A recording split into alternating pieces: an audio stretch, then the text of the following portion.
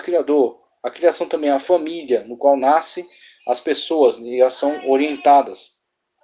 E o trabalho que é colocado aqui, trabalho não somente como uma questão punitiva, mas como uma questão criativa e uma questão de responsabilidade. Deus cria, Deus planta ali um jardim no Éden, coloca o homem para lavrar a terra, ou seja, uma responsabilidade que o homem tem para com este mundo criado por Deus em seu benefício.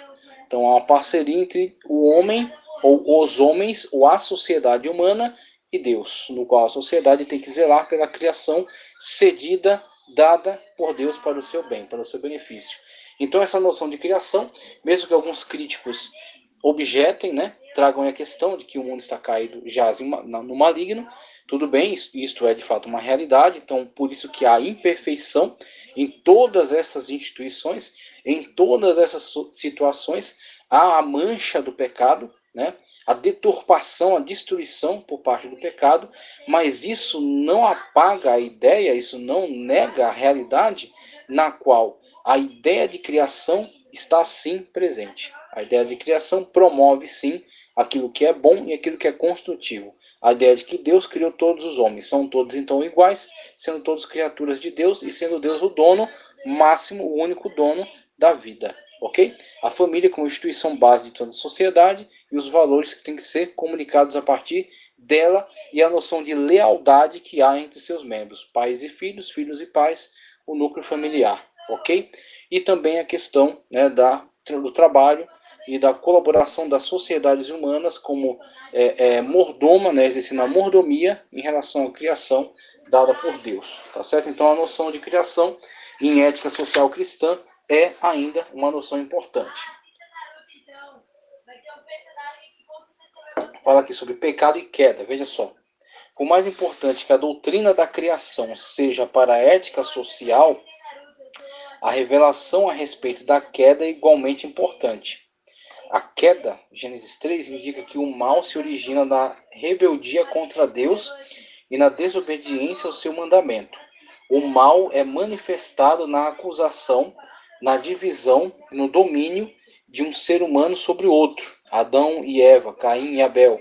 A saída de Caim de diante da presença de Deus, a fim de edificar a sua própria cidade e a sociedade, e a revelação subsequente a respeito da cidade, Babilônia, ou Babel, Babilônia, Nínive, etc., completam esta descrição inicial do mal social.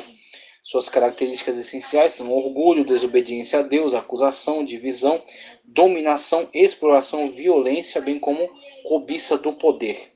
Perspectivas posteriores no pensamento hebraico cristão desenvolveram este conceito da queda em termos de inimizade dos principados e potestades cósmicos contra os propósitos de Deus, interferindo, né, negativamente para a destruição desses planos e propósitos por meio da violência contra a sua criação, o ser humano. O mal não é simplesmente um fenômeno individual, mas também uma questão de corpo e estrutura. À luz deste fato, o Estado, ou o trabalho, ou o dinheiro é eticamente ambíguo. Pode promover a comunidade que refreia os males sociais e pode ser o habitat dos poderes rebeldes tanto à história social quanto à ciência social, usando terminologias e métodos de pesquisa diferentes, confirmam a revelação bíblica no tocante ao potencial ambíguo, transpessoal e estrutural do Estado e de outras instituições sociais. Veja, essa leitura ela é bastante conscientizadora, no sentido de que é até mais forte do que a noção de criação. Alguns entendem que a noção de queda e de pecado é a que de fato interage de forma mais direta com os problemas, com as problemáticas levantadas pela ética social cristã. Então você tem aí, a partir dessa análise, a percepção de que a sociedade humana está caída em pecado, em condenação. Você vê as consequências dessa deturpação da sociedade humana, produzindo os diversos defeitos que são percebidos, inclusive, na atualidade, tá certo? E agora a ação por parte de Deus, redentora, né? A ação redentiva da parte de Deus para trazer, tá certo? Uma restauração à comunhão e assim uma salvação, um resgate desta sociedade. Então aí Cristo com os meios salvíficos suficientes, levantando um povo que se constitui o seu reino e que vão agora interagir em meio a este mundo que está caído em pecado. Então temos aí a situação na qual a igreja vai estar em antagonismo com este mundo que está caído em pecado e que vai manifestar o reino de Deus e a vontade de Deus entre os homens, como na própria oração ensinada pelo Senhor Jesus Cristo, que a sua vontade seja feita na terra, assim como já é feita no céu. Então a vontade de Deus, o plano perfeito de Deus é vivenciado pela sua igreja em Cristo Jesus, que está no mundo, mas não pertence ao mundo. Mesmo não pertencendo ao mundo, interage com o mundo. Interage com o mundo para o bem do mundo. É sal da terra e é luz do mundo, tá ok? Então temos aí essa situação na qual a igreja está interagindo, mesmo sendo peregrina nesta terra. E aí tem, como ele coloca aqui, as situações que são ambíguas, né? O Estado e a economia não são necessariamente maus, mas por estarem sendo manipulados por pessoas que estão caídas no pecado e por estarem caídas no pecado, não estão em comunhão com Deus, estando em desavença, em desunião, né? Em condenação por parte de Deus em relação aos seus pecados, são por isso vítimas da influência maligna, vítimas da influência das potestades do mal, que querem, não podendo atingir a Deus, destruir a sua criação, tá certo? Como meio de agressão, como meio de violência. Assim nós temos a manipulação do Estado. Por isso que eu falei nas aulas passadas, que falam sobre política, sobre o cuidado que se deve ter, né? Primeiro, o equilíbrio, né? Discutindo até um pouco sobre essa chamada teologia do domínio. Então não estamos aqui para estabelecer o Estado cristão aos moldes do ISIS, por exemplo, que queria estabelecer um califado islâmico. Ok? Então nós não adotamos esse modelo para nós, um modelo de dominação e de tomada de todo o poder. Não, nós interagimos dentro do sistema democrático. Não há problema em relação a isso. Só que nós temos que, por outro lado, nos precaver contra a instrumentalização do Estado por forças que, de fato, professando certas ideologias, professando certas filosofias, demonstram claramente estar sendo influenciadas por forças malignas, por forças demoníacas, por forças satânicas, demonstradas no seu extremo antagonismo em relação a Deus, em relação à sua palavra. Assim sendo, mesmo cristão, rejeitando essa ideia de dominação total do Estado, de usurpação do Estado, ele interagirá, tá certo? Para que esse Estado também não seja usurpado e não seja instrumentalizado por forças demoníacas que se voltarão então contra a palavra de Deus, que se voltarão contra ele e, se assim o fizerem, exigirão por parte dele verdadeira desobediência civil. Não no sentido de revolução, mas no sentido de resistência, priorizando o reino de Deus. Como Pedro disse, cumpre a nós obedecer a Deus e não aos homens. Assim sendo, o cristão se posiciona, interage com o Estado e impede essas injustiças, essa instrumentalização do Estado por esses poderes malignos. Ou se o Estado de fato já está se colocando dessa forma contra Deus, ele se coloca ao lado de Deus, da sua lei, da sua vontade, da sua verdade e não abre mão disso até as últimas circunstâncias, tá ok? Então, temos essa questão do pecado, né, e da sua interação em relação à ética social cristã. Veja, agora, no que diz respeito à lei e à justiça, a ética social cristã é, na verdade, toda a ética social. Frequentemente se centraliza no problema da justiça e da institucionalização na lei. O relacionamento entre a lei moral divina revelada e a lei civil positiva foi assunto de reflexão intensiva por Tomás de Aquino, João Calvino e muitos outros pensadores cristãos clássicos. A ética social cristã deve ser orientada não somente pelo exemplo da teologia do Israel antigo, em que as associações entre os 10 mandamentos, o livro da aliança e o código da santidade são bastante diretas, mas também pelo exemplo de Israel no exílio e no cativeiro, onde o povo do mundo vive numa situação alienada. De qualquer maneira, a justiça, a retidão e o juízo é uma das normas éticas mais importantes na ética social cristã. Eu sou o Senhor e faço misericórdia, juízo e justiça na terra, porque dessas coisas me agrado, diz o Senhor. O Senhor faz justiça e julga todos os oprimidos. E aí, em relação a essa questão da lei e da justiça, A justiça não é exclusividade do Evangelho. A justiça não é exclusividade do povo de Deus. Então você vê a manifestação de muitos povos que desejam de fato o estabelecimento de uma justiça, de uma situação mais equânime, né? De mais situação mais igualitária, para fornecendo, né, o bem para as pessoas da coletividade, para que possa então esse coletivo ter uma boa vida, uma boa vivência, um bom funcionamento. Só que o problema é que muitas das vezes na busca dessa justiça não encontram uma forte motivação, não encontram um porquê da busca e do estabelecimento dessa justiça. E aí onde entra a grande, extraordinária vantagem do povo de Deus, o reino de Deus, tá certo?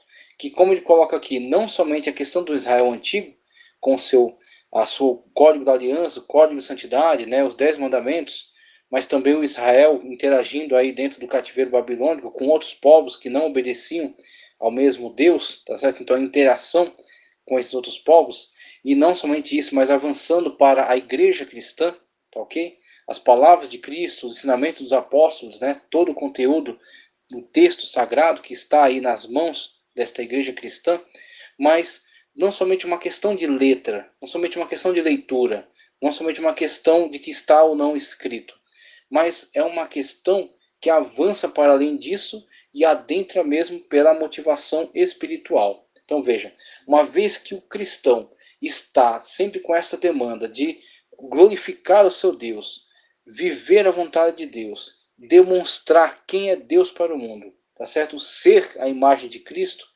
esta motivação é certamente muito mais profunda, muito mais forte, muito mais intensa do que quaisquer outras motivações levantadas, buscadas, colocadas como incentivo para a prática da justiça.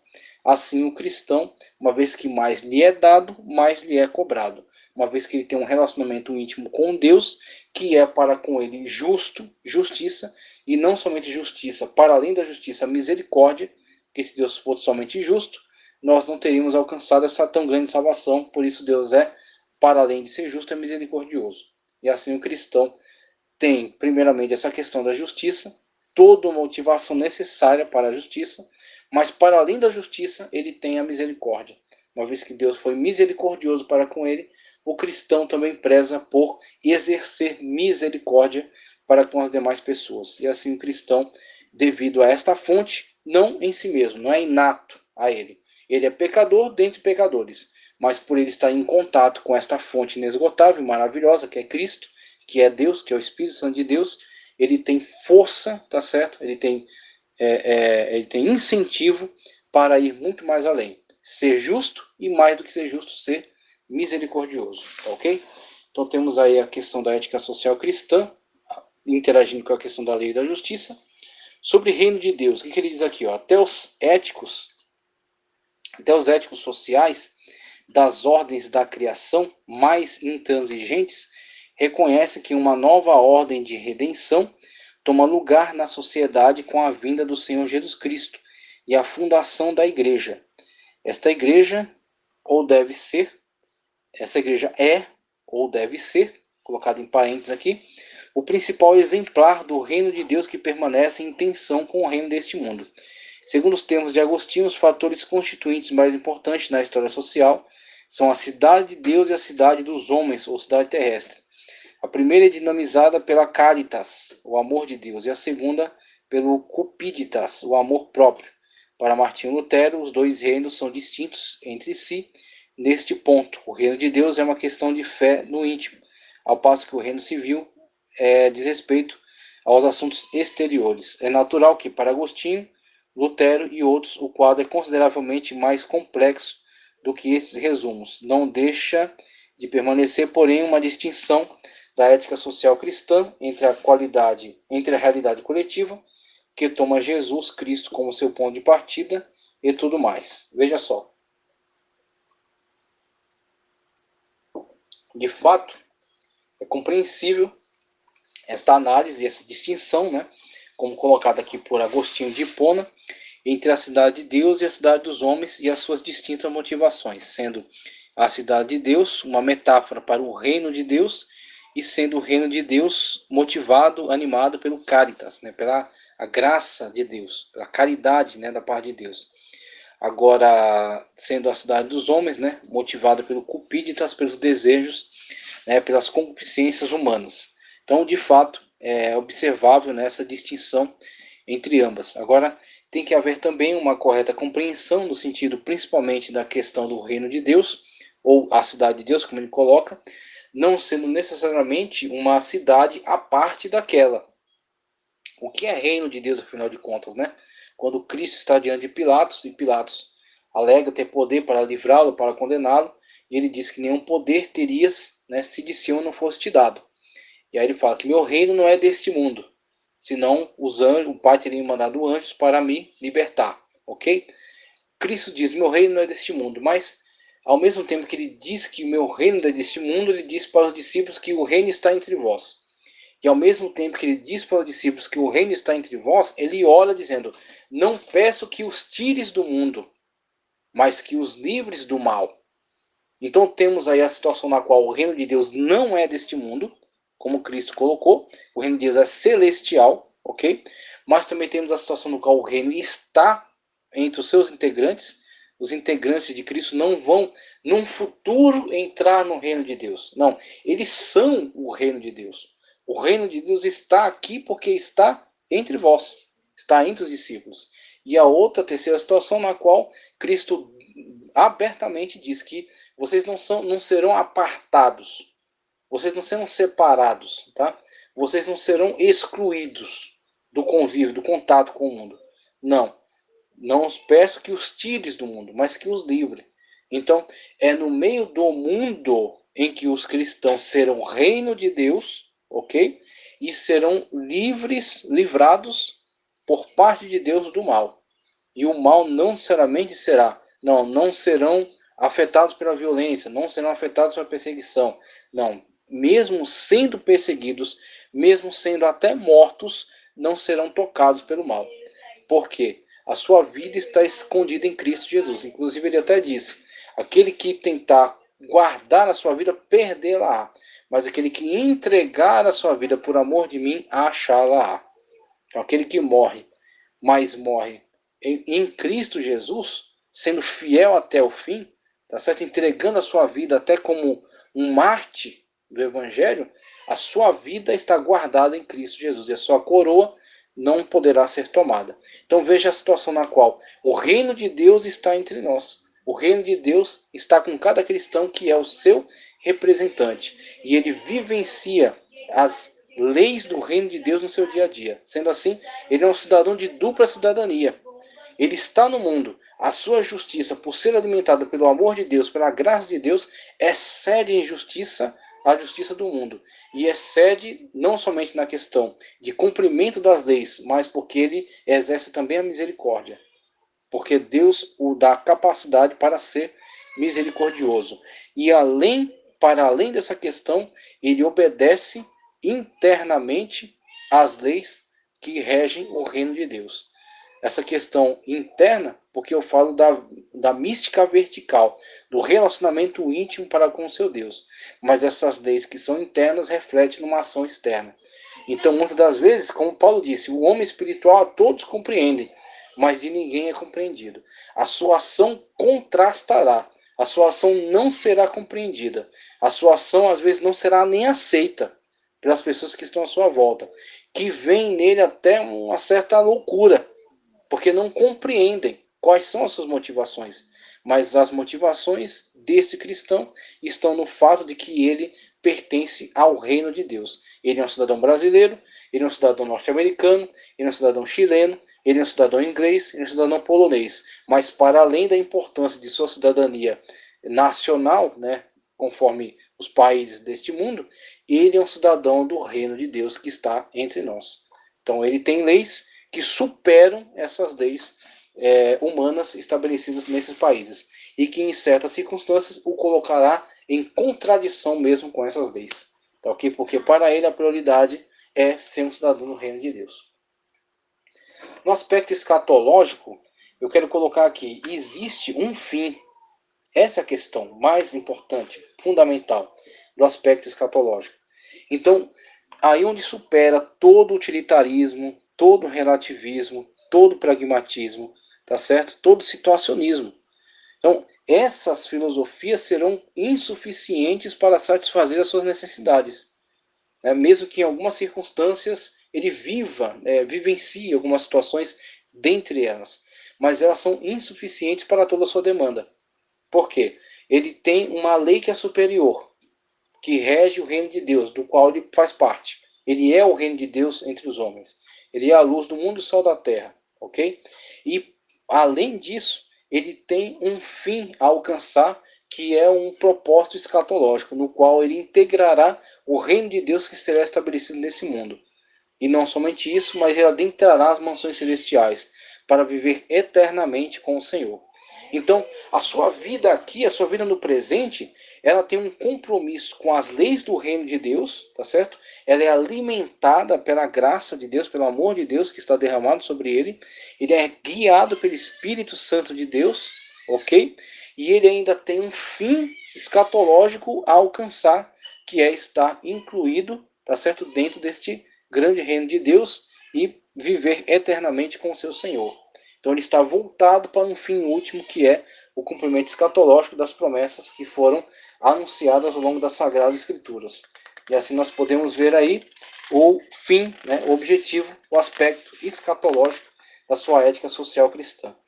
E aí, partindo já para o final, falamos aqui sobre estratégia e implementação. A primeira tarefa da ética social cristã, portanto, é a análise e o discernimento do bem e do mal social, fazendo uso da história social e da ciência social e, acima de tudo, da ética social bíblica. A segunda tarefa é refletir sobre o relacionamento entre Cristo e a cultura, ou seja, entre o mandamento ético de Deus e a situação social. É o problema da estratégia e da implementação. Eu falei um pouco sobre isso aqui quando eu abordei de uma forma muito séria a questão, né, do apóstolo Paulo e principalmente o grande exemplo que foi a sua ação quando ele, né, diante daquele problema que estava ainda em curso, da questão dos apóstolos e a sua ligação com o mundo judaico e a sua dificuldade para transcender esta barreira cultural, surge o apóstolo Paulo, levantado pelo próprio Senhor Jesus Cristo, chamado para o apostolado, e que exerce na sua ação missionária essa transculturalização.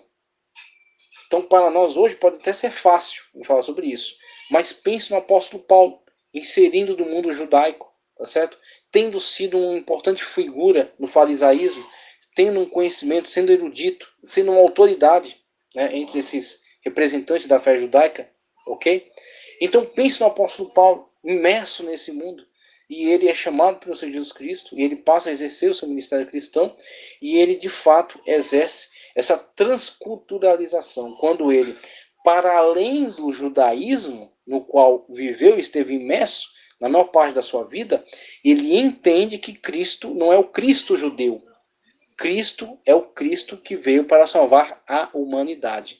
Sendo assim, a humanidade será salva não pela guarda das práticas mosaicas, dos costumes judaicos, da vestimenta judaica, do kosher, da alimentação específica dos judeus, da guarda do sábado, da prática das festas religiosas que são da cultura judaica. Para além disso, ele transcende tudo isso. Ele de fato transculturaliza. Quando ele entra em outras culturas, ele prega Cristo e este crucificado e ressuscitado e vincula a salvação das pessoas somente a ele, somente a Cristo. Assim sendo, todos são salvos por meio da graça em Cristo Jesus, ok? Não precisando apelar para quaisquer outros dessas práticas, desses símbolos que são ultrapassados ou que pelo menos estão vinculados a uma determinada parcela da sociedade, mas que não são necessários para esses demais, que serão salvos não por essas práticas, e sim por Cristo Jesus. Ok? Então, isso é transcender a sua própria cultura. Ele, sendo judeu, ele, quando exerce o seu ministério missionário, ele vai para além da sua cultura judaica e ele comunica Cristo na sua pureza. tá certo? Não contaminado com esses vícios culturais. E é onde temos aqui este papel a exercer. Agora, claro, dentro da nossa cultura. Então você vai analisar o quê? Você vai analisar dentre as construções culturais aquilo que precisa ser de fato atacado, porque é uma agressão contra Deus, contra a sua santidade, contra a sua palavra, ou aquilo que não necessariamente é prejudicial. E assim,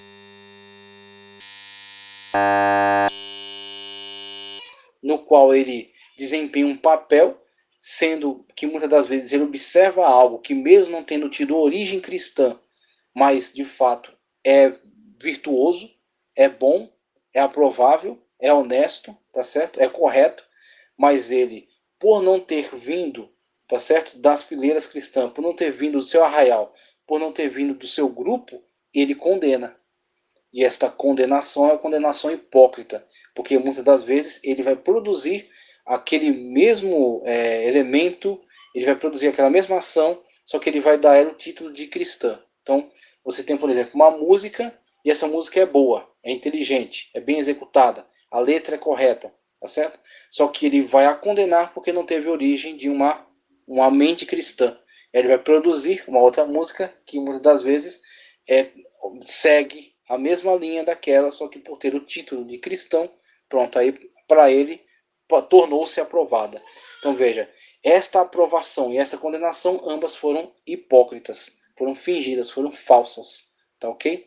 Então o cristão, a partir, né, desta verdade que vem da parte de Deus, através da sua palavra, e principalmente através do Espírito Santo de Deus, ele vai precisar transcender, tá ok? A sua noção limitada, ele vai precisar transcender esta questão hipócrita, e ele vai ter que se posicionar ao lado da verdade, quando ele fizer a análise de todos esses aspectos. Então, muitas das vezes, não veio de um cristão, mas vamos analisar a sua ação. Não, é benéfica, é correta, não agride a palavra de Deus em nada, não se volta contra Deus, então você vai necessariamente ter que se posicionar, se você de fato estiver ao lado da verdade, se você valorizar, tá certo, esse aspecto, que é um aspecto que vem da parte de Deus para nós, que é o amor pela verdade, então você vai precisar, olha, não necessariamente eu estou aprovando todo o histórico de vida do autor, mas esta obra é a boa, esta obra é aprovável, é louvável, tá ok? Então temos aí uma análise, por exemplo, né? Apenas uma, né? Que é feita dentre tantas outras. Oração e evangelização, colocado aqui, ó. Do ponto de vista da ética social bíblica, as atividades de oração e evangelização não devem ser subestimadas como estratégias para a mudança social, como base desta cosmovisão judaico-cristã. Esta é a convicção de que Deus participa da história humana e nela intervém, pelo menos parcialmente, como resposta à oração do povo. Súplicas, orações, intercessões, ações de graça devem ser feitas por todas as pessoas, inclusive por aquelas que detêm autoridade política. A oração, portanto, é uma atividade política social de grande importância entre as atividades. Faz também parte básica do ponto de vista cristão proclamar o Evangelho do Senhor Jesus Cristo, na esperança de que homens e mulheres venham a conhecê-lo como Salvador e Senhor, como Salvador, Senhor e Deus. Então veja aí, como cristão, ele vamos dizer assim, como foi colocado aqui, né? A provocação. Ele é verdadeiro, ele não é hipócrita na sua análise, ok? Ele não reprova aquilo que é aprovável e é bom só porque não veio do seu grupo, então ele exerce essa justiça, mesmo que não exerçam para com ele. A sua justiça não é simplesmente uma questão utilitária, tá certo? Ou uma questão situacional, na qual ele somente vai agir na proporção, na medida daquela forma como agirem com ele. Se assim o fosse, a fonte da sua justiça não seria Cristo, mas seria a ação dos demais. Então, ele não age necessariamente, ele não devolve na mesma moeda. Então, muitas das vezes são injustos para com ele, mas a injustiça que cometeram para com ele não motivará que ele seja injusto também para com os demais. Porque a fonte da qual ele se alimenta não é a fonte que os demais compartilham. Inclusive, como Cristo disse, A minha paz vos deixo, a minha paz vos dou. Não vou lá dou como o mundo a dar. Então o Espírito Santo de Deus não foi dado a todos, mas sim àqueles que de fato estão em comunhão, foram salvos na pessoa bendita de Cristo Jesus. Então eis aí a sua fonte. Então a partir dessa fonte, ele é justo na sua análise em relação àquilo que a sociedade constrói. Tá certo? Aprovando aquilo que é aprovável. E não somente isso, mas a sua ação. Ele tem uma ação direta, tá certo? Não é uma ação, vamos dizer assim, escondida, não é uma ação disfarçada. O evangelismo e a oração são uma ação direta. Tudo aquilo que é feito à luz, é feito abertamente, diferentemente de outros meios místicos que como que se fundem na sociedade, mas de forma imperceptível vão a influenciando, vão a moldando, de uma forma que disfarçadamente, tá certo? E o cristão não coaduna com esse tipo de situação, com esse tipo de atitude. Então a ação do cristão, a ação da igreja é uma ação aberta, é uma ação à luz, é uma ação declarada, ok? Que é exatamente esse comportamento, né, da oração. Então, através da oração, ele acredita que Deus está intervindo na história, porque de fato Deus intervém na história como interveio na sua história pessoal e intervém também na história coletiva da sociedade. Então, o cristão